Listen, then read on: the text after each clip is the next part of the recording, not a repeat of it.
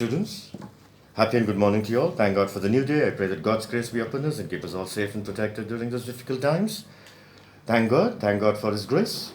Students, with all warmth and affection, I greet and welcome each one of you to the class on commercial applications. Please stay focused and grasp the concept with first class fineness and make sure that you write down the additional points which I stress and repeat for your easy understanding and good performance, children. Thank you. Thank you for being very smart and brilliant. I mean it. The learning objectives for today's class are as follows, children. We are into the chapter Bank Transactions. We have gone through various chapter units. Now we are dealing with the endorsements. Meaning of the word endorsement, because endorsement is a magical tool after demonetization, very important, the banking practice, endorsements.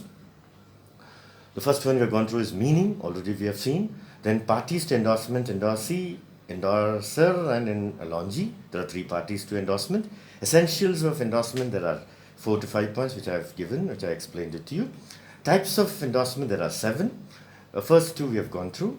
Next 5 we have to take up for today.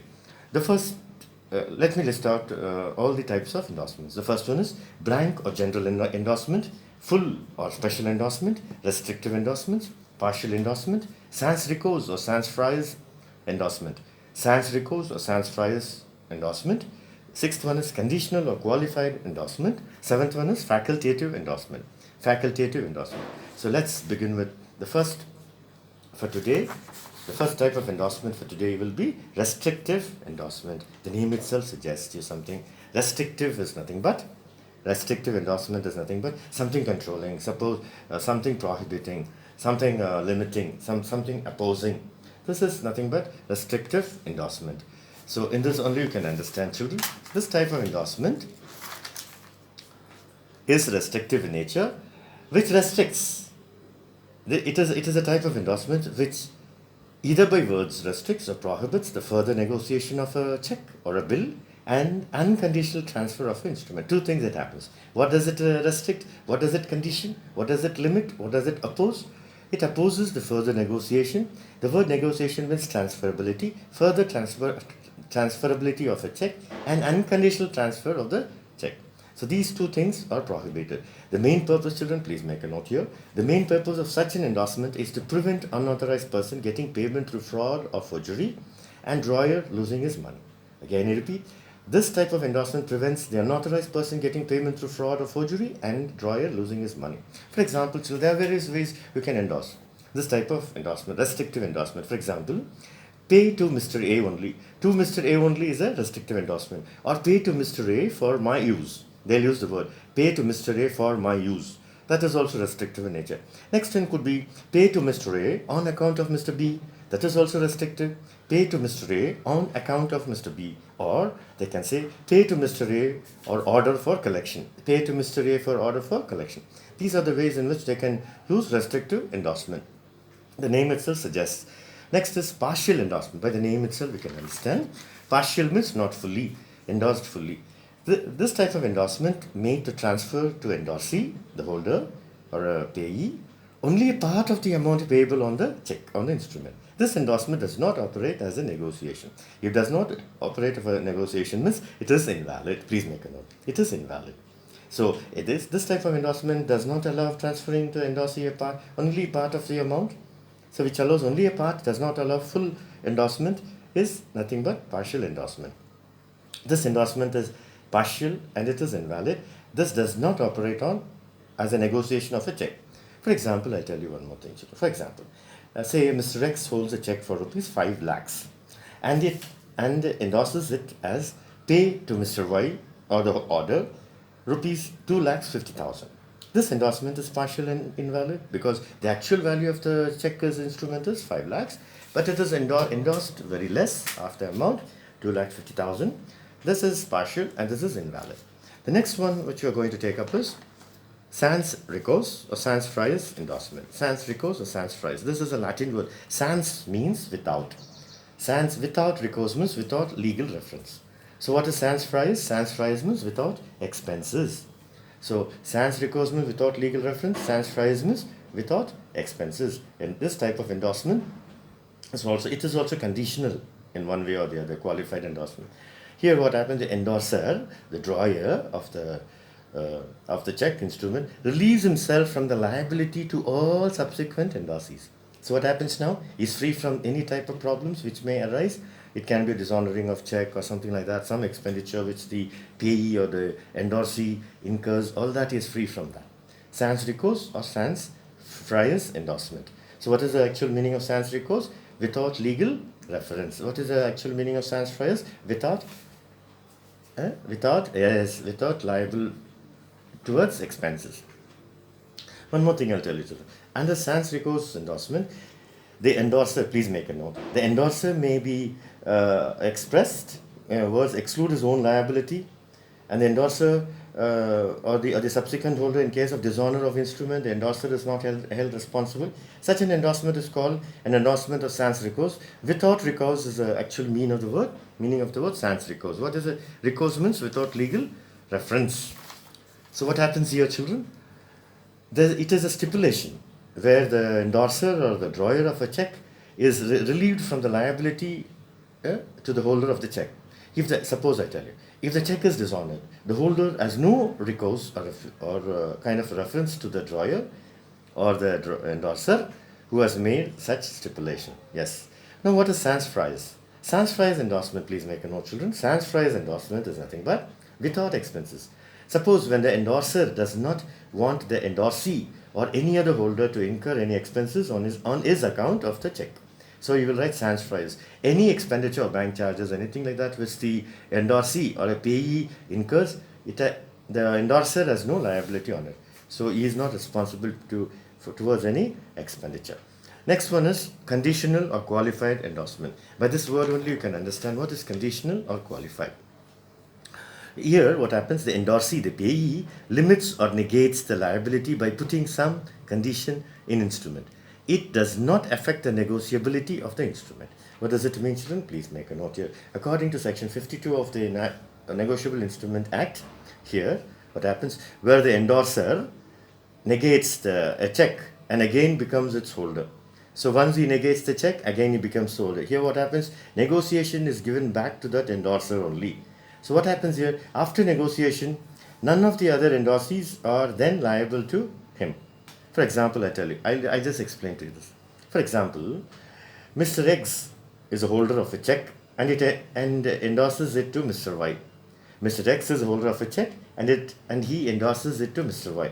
Then Mr. Y endorses it again to Mr. Z and Z. And then it gets endorsed to Mr. X again. So it is a cycle. So what happens now? Mr. X was the original endorser, then it went on to Mr. Y, then Mr. Y became endorser, then it went on to Mr. Z, and like that. So there are two parties to endorsement, you know that. One becomes the endorser, other becomes the endorsee. But at the end, what happens? The same instrument is getting back to Mr. X. Here, please make a note, children.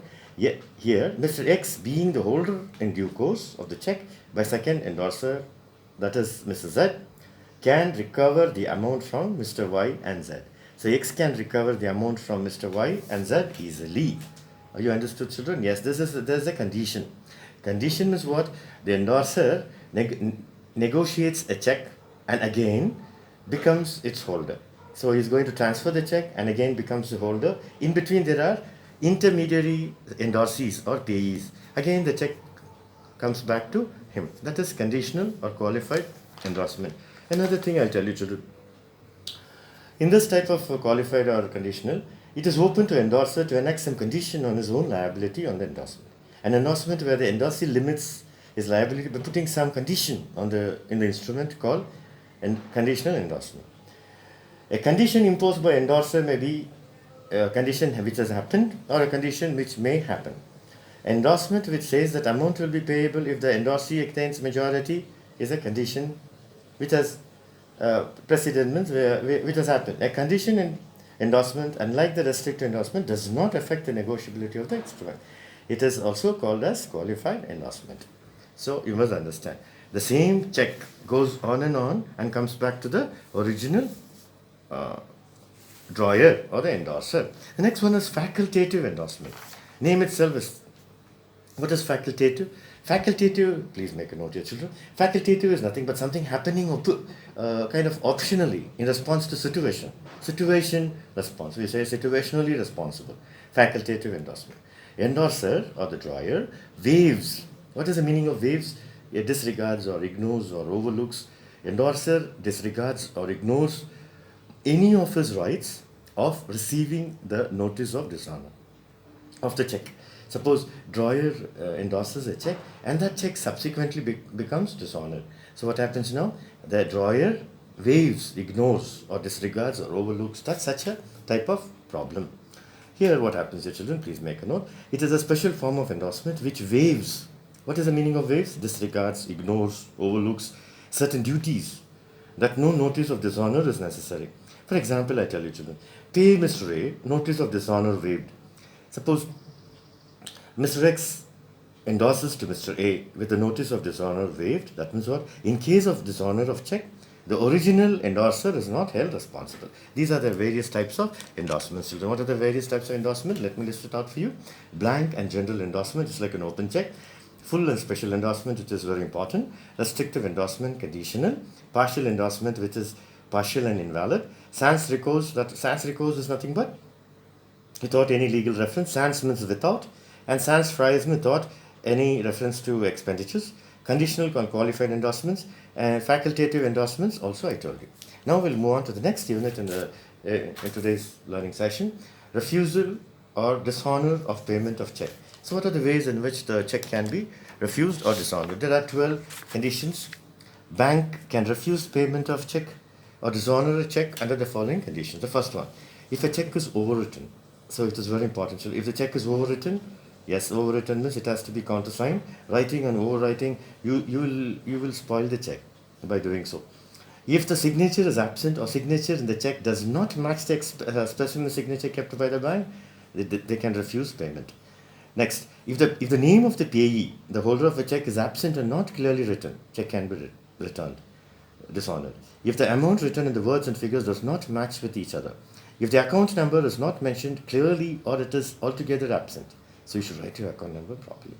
So sometimes it's 12 digit, 10 digit, 15 digit. So it's not easy, but still you have to have a reference and you must copy it carefully. If the drawer orders the bank to stop payment on the check, yes, I've done that because I've lost one or two checks. I went to request to the bank to stop payment. They will not allow payment or dishonor the check stolen from me. If the court or law has given an order to the bank to stop payment on the check, yes, they will do court orders. They will also follow that. If the drawer has closed the account before presenting the check, yes, drawer of the check, the writer of the check has closed the account before presenting the check. If the fund in the bank, that means check bouncing. If the fund in the bank account is insufficient to meet the payment of check, yes, it will. If the bank receives information regarding death or lunacy or insolvency of a drawer. What is insolvency? You know, that means he has become totally pauper. Such a type of thing, there will be a notice given. Because insolvency of the drawer, lunacy, becomes mad, death of the drawer, then they will stop payment. If alteration made on the check is not proved by the drawer by giving his or her signature again, that is, you must understand, you must countersign so that you will make good the loss. That means what? Any alterations you make will be considered valid only when you give proper signature, valuable signature. If the date is not mentioned or written incorrectly, or date is of 3 months before, so there's an expiry date. You got dates 6 months it was, now it has become 3 months. So these are the conditions under which a check can be, a bank can refuse payment or bank can dishonor payment of check. Yes, there are 12 points, children, which is very easy. With this, children, I'm going to take up in the next class, the next unit. Until then, I wish you all good health and safety. God bless you all. Thank you. Please listen to your parents' advices. Never miss them. So, God bless you. Thank you. Thank you.